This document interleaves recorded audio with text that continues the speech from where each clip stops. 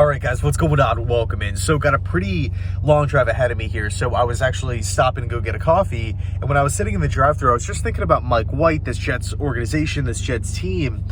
And man, I got to be honest with you, it really feels like everybody's on the same page. It feels like Mike White has really united this locker room. And, you know, it's not to say that they were dysfunctional, they were cancerous, they were broken beforehand, right? And there was this laundry list of problems, and you know, Mike White has walked into a situation and completely fixed and cured everything.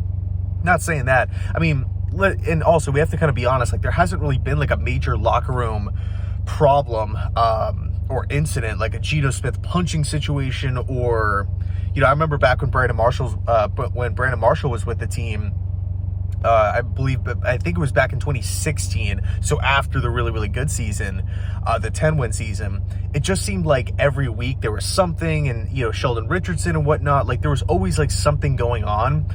But in these past couple of weeks with Mike White, it just feels like, again, everybody's on the same page, and it's really encouraging because the Jets are in the middle of a playoff race.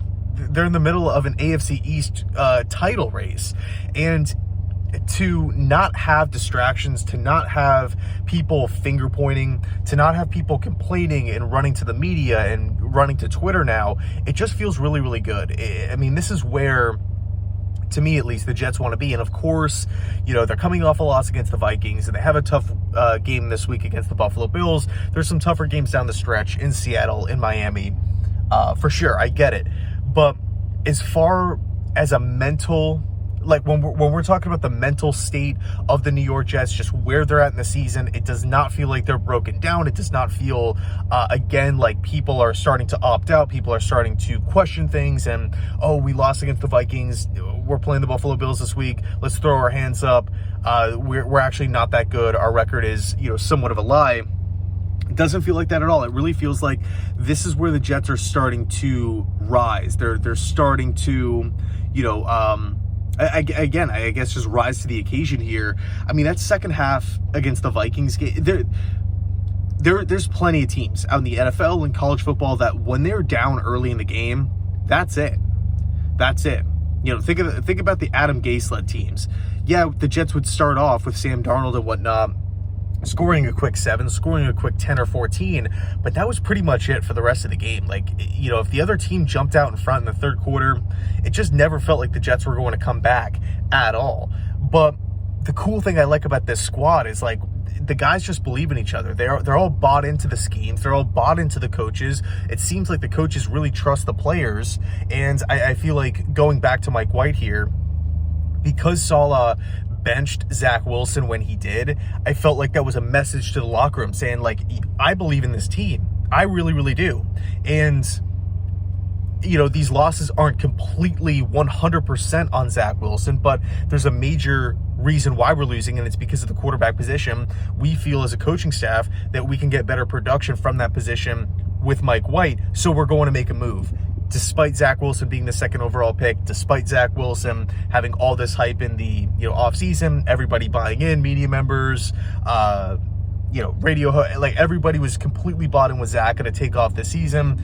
Saleh, I don't want to say went against the grain, but made a pretty unpopular decision to the outsiders, but I think it was pretty popular to the, you know, guys within the locker room, because it's like, hey, we believe in this football team, and Mike White gives us the best chance to win. So, you know, we saw the Elijah Moore stuff, the Twitter, the trade requests, all that kind of stuff earlier on in the season. We had the Garrett Wilson outburst after the Patriots game.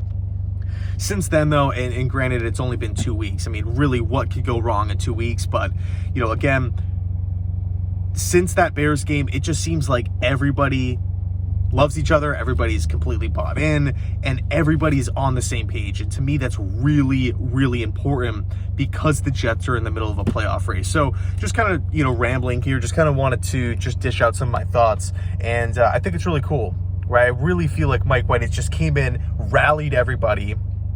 And look, I'm not saying he's a top 5, top 10 quarterback, top 15 quarterback. I'm not ready to hand out some 4-year, 5-year deal announcing him as the franchise quarterback of the New York Jets. You know, I still need to see more, of course.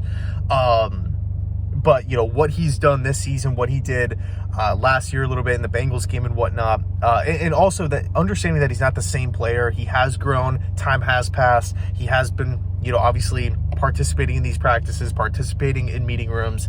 And I know he's older than Zach Wilson, but relatively speaking, he's still a young quarterback overall. So, it's not to say that Mike White has reached his full ceiling, reached his full potential. He could still get better with time.